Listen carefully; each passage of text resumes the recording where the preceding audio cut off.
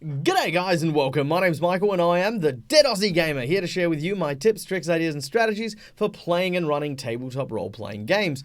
Today's video, we're going to be doing kind of like a highlights video, I guess, where I'm going to show you some clips from some of my favorite moments in the series that I play online. Now, preemptive warning here, I mean, these aren't all my best moments, these are just the ones that didn't involve me waffling for hours at a time. But these are still moments that not only were really, really entertaining, but I think I walked away from that moment or from that episode a little bit better than I was previously. So I wanted to share these with you guys and then talk about them. So the very first clip that I've got here for you guys today is from the first Starfinder adventure that I ran online for the How to Be a Great GM channel. It was with a very impromptu group of very awesome people who had come to help out, and this moment here just really, I don't know, I just love this moment. So here we go, let's check this out. No, that's all right. It's perfect. I'm sure it'll be. You know what? I think I've got a spare. Don't worry, I check out the back. Sylvia, you deal with these people. And he sort of hurries out the back. Meanwhile, the small child. Hello. Right. Yeah, Kazarn's gonna get real close to her face. Don't scare them. That's a nice bandana. Can I touch it? Ah! Ah! Ah! Put the little person down. What's happening? I don't like heights. Why won't you tell me where to go? What does he mean? He's Kazan. Yeah, no. Put it down. All right, so first of all, to explain that little joke, Kazan, who is being played by the ever-talented Freddy, who you can find on JoyQuest, Freddy wanted to play a Groot-like character who was named Kazan, and all he ever said was, "I am Kazan." It was just really funny that I think that was the first time his character tried to speak, and I kind of shut him down on that one.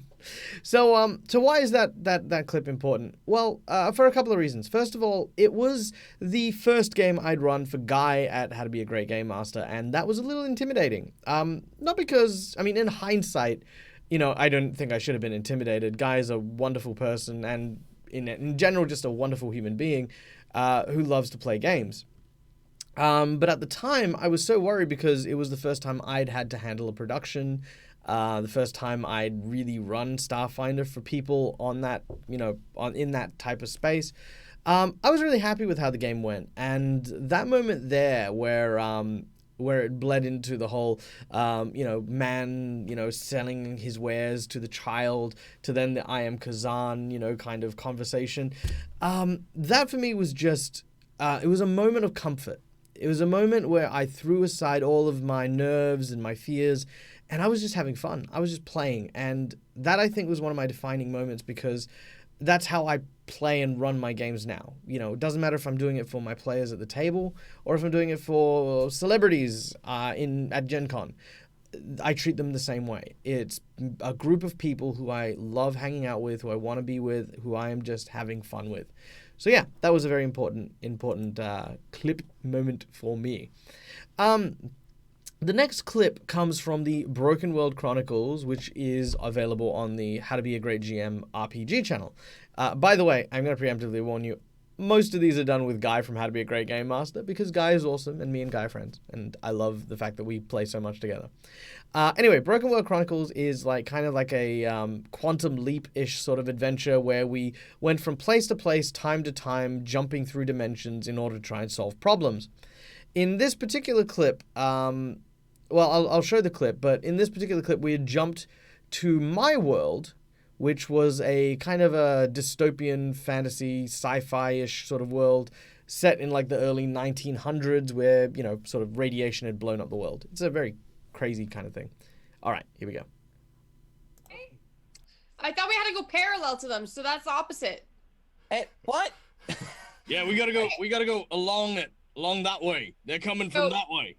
Oh. So we're going darn. parallel. Flint. Yeah. The mechanics of your weapon it explodes, right? What causes the explosion, and do we have enough of that if we set it off at a faraway distance? Would it go off?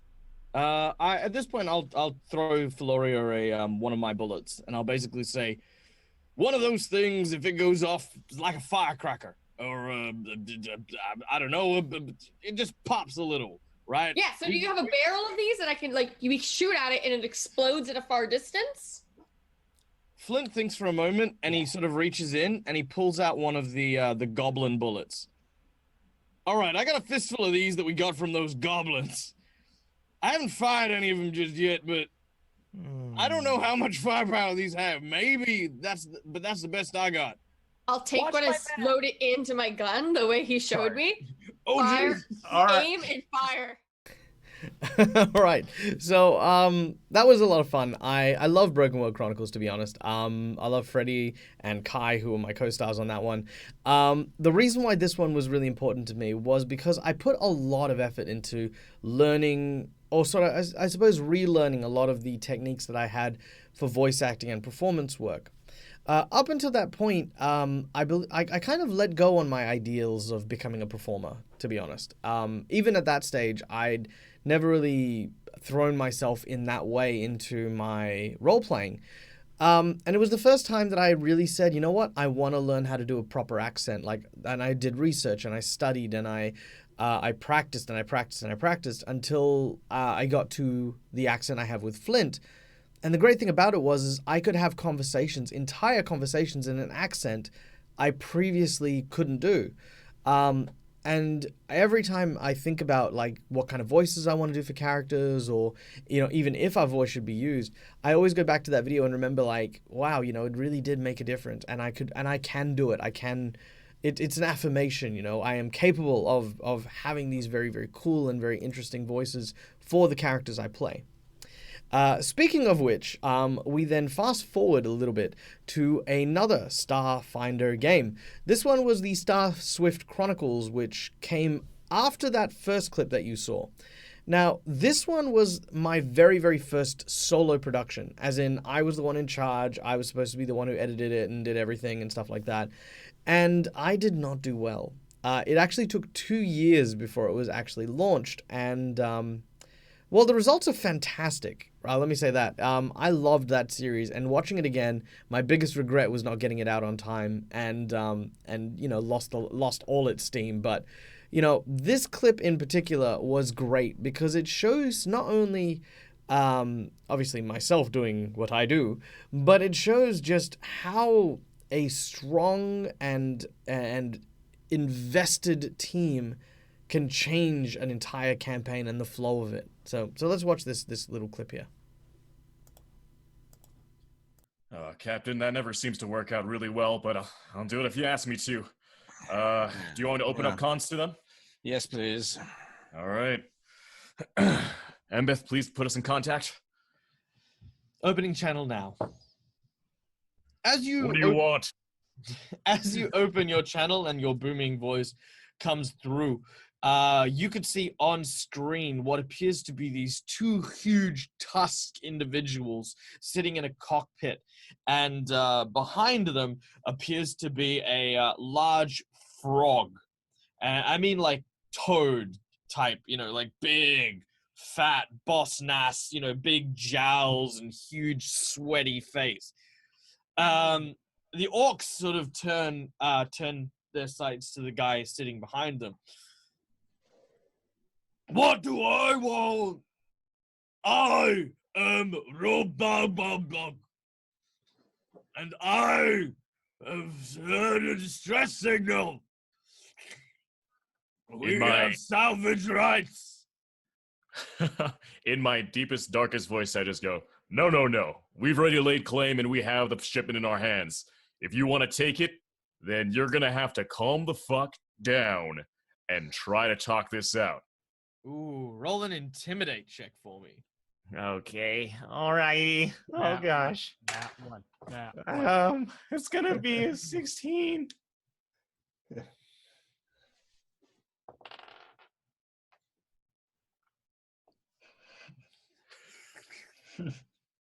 Perhaps We can come to some kind of arrangement. I walk up behind Mr. Fell and, I'm sorry, Mr. Fell, slam his face into the console. Oh, how dare you all try and talk on my behalf? I am Keen of the destroyer Starswift. You are in my territory. I have salvaged what is here. You will back off or you will be destroyed. Roll an intimidate check. As he's doing this, I'm just working on my nose. Natural 1. Yeah. So yeah, I mean that show was again a lot of fun, and you can check it out currently on the How to Be a Great Game Master channel. But yeah, just shows like that really make me appreciate how much a good group of players, it doesn't matter if it's a professional show or a private thing, how much a good group of players can just draw a story out of you and can just draw these immense and great narratives. So I've been very, very fortunate on that front. And not only just as a GM, but as a player as well. Like sometimes you have groups where players just act individually. They do their own thing, and that's fine. Nothing wrong with that.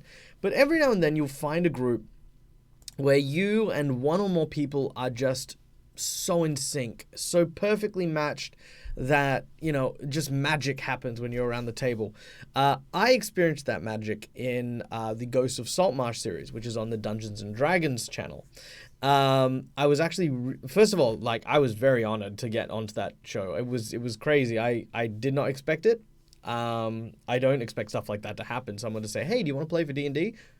What do you mean for D&D? Do you mean I want to play D&D? No, for D&D. And then I'm like, oh God, yeah, okay, panic. But this particular clip was very important to me because of two things. Number one is it showed how closely I could connect with other players during a game.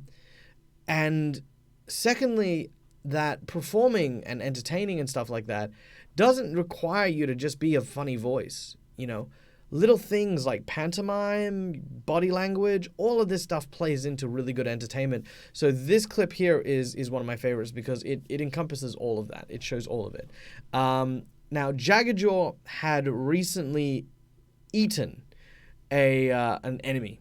And Indigo, who is, for the most part, a pacifist. Well, I mean, I wouldn't say pacifist, just more a chaotic druid who doesn't see the need in senseless violence, versus Jaggerjaw, who clearly doesn't care about violence, had eaten someone. So, this argument kind of took place in the background of the scene, which was so entertaining, we distracted everyone. So there, let's have a look. All right, I'm done with all of that. Meanwhile, in the background, there's a screaming match going on between Jagsy and Indigo. Yeah, I just have a weird crew, all right? Look, the point is, if you want to get off and find your way to a city somewhere and find ship back to Saltmarsh, I'm perfectly happy to let you off, all right? I don't want to keep you here if you don't want to stay. Sorry, what was that, Captain? Very. So yeah, no, it was, that was a ton of fun. I love Myri. She's a fantastic performer, but I also love how Janet kind of got into the swing of things, and the GM sort of like, oh yeah, well, wow, these guys are really going at it. Yeah, and it's just, yeah, I mean, it was tons of fun. It was a lot of fun.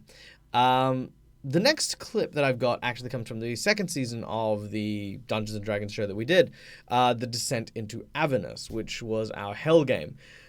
This moment was probably one of my favorites because I played around with a little bit of tech and I was very happy with how it came out. But more specifically, it's a good reminder that that sometimes when we play a game, it's important to remember that while a game can be about you and the story can be about you, you always get what you put in, If you kind of coast along and just sort of absorb everything very passively, then you only get so far. If you throw yourself in there, if you really put yourself out there to make things special and unique, you know, a lot of people are really get behind that, even if it's not involving them, you know. So this is a clip from that, playing my character, the Dragonborn Anti-Paladin Yorman Gale. All right, let's check it out. Landed directly behind you. Oh no! I can't actually move it off of the map. It's too big. So I'm going to shrink it down again. Its mouth opens up, and you just see teeth and tongue and gaping maw, plus all the things on its back. And even though the wind is whipping around you and all those crystals are screaming past you, you can hear the beasts on its back all shouting. It's a crazy mix of screaming and shouting. Molochian. So it comes within the 30 foot? It does. So my ready action goes off? It does. What Excellent. happens? So Yorman sort of sees this creature as it sort of lumbers forward and hears all of those creatures like sort of kittering and yelling and shouting on its back. As he does, Yorman sort of takes a deep breath in through his nostrils. And as he does, he goes...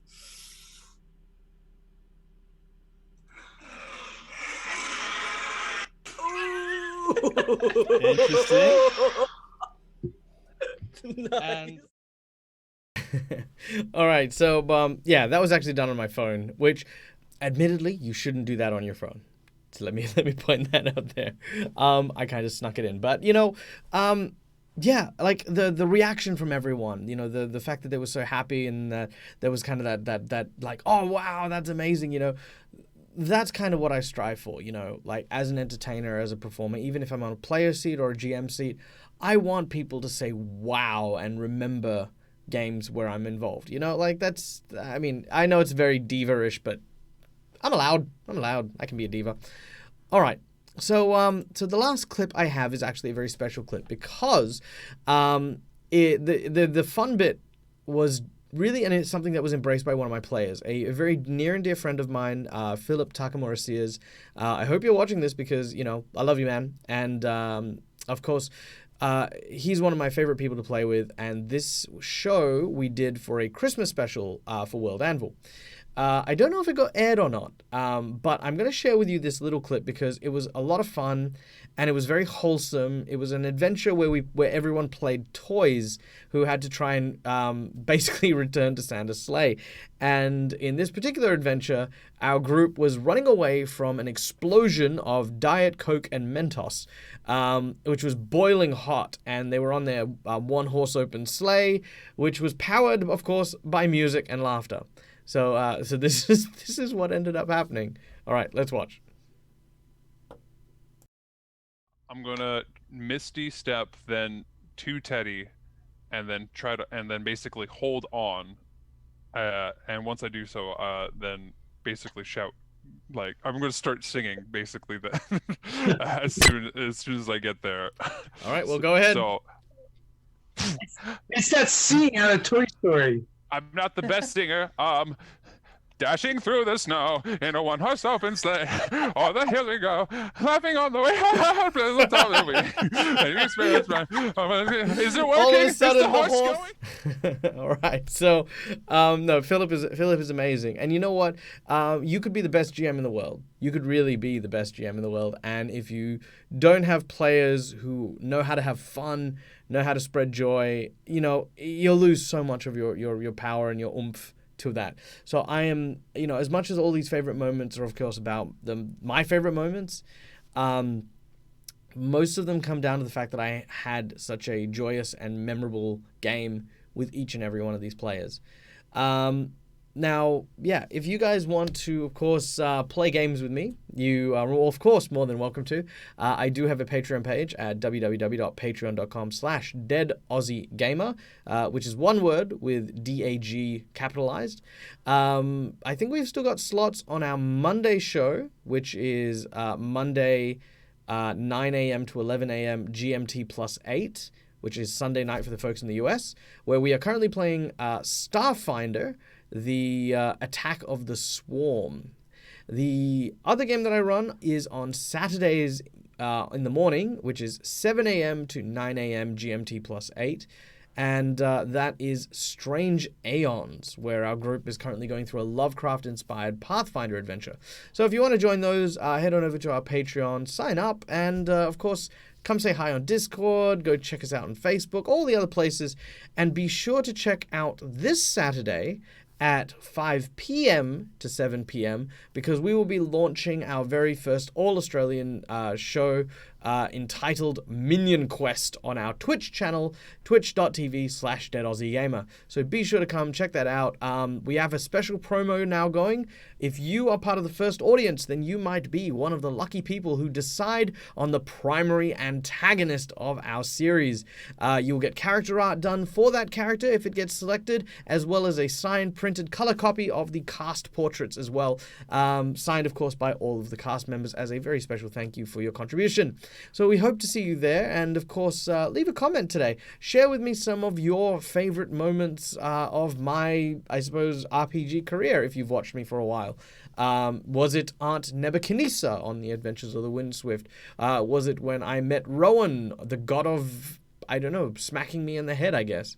Or perhaps you are a fan of Tales from the Undertaker, if that caught your fancy. Whatever it is, let me know. I'd love to hear what I've done to impress people, because people clearly watch stuff.